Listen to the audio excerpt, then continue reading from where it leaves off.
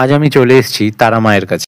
মন্দিরটি তারাপীঠের মায়ের মন্দিরের আদলে তৈরি সুন্দর গ্রাম বাংলা পরিবেশের মধ্যে ডোমজুড়ের বিপন্নপাড়ার ভান্ডারদহ মুখার্জি পাড়ায় মন্দিরটি গড়ে উঠেছে।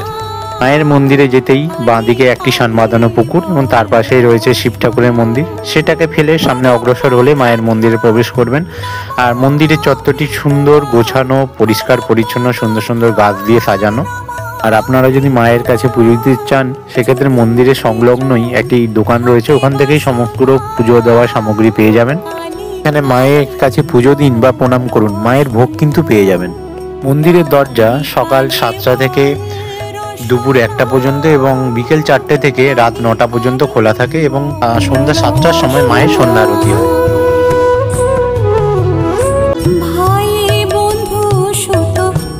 যে কোনো ভক্ত চাইলে মায়ের কাছে কিন্তু এখানে ভোগ নিবেদন করে পুজো দিতে পারে। তার আগে মন্দির কর্তৃপক্ষের সাথে যোগাযোগ করতে হবে, সেই ডিটেলস আমি শেয়ার করে রাখলাম।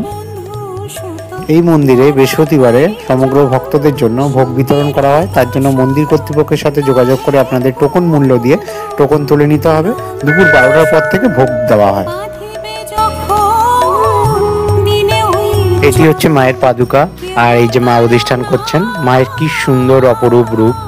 মন্দিরে আসতে গেলে আপনাদেরকে ডোমজুড় থেকে টোটো ধরে বলতে হবে বিপন্নপাড়া মুখার্জি পাড়া যাব, অথবা সরস্বতী ব্রিজ থেকেও আপনারা টোটো ধরে এই জায়গার নাম বললেই আপনাদেরকে এই মন্দিরে নিয়ে চলে আসবে।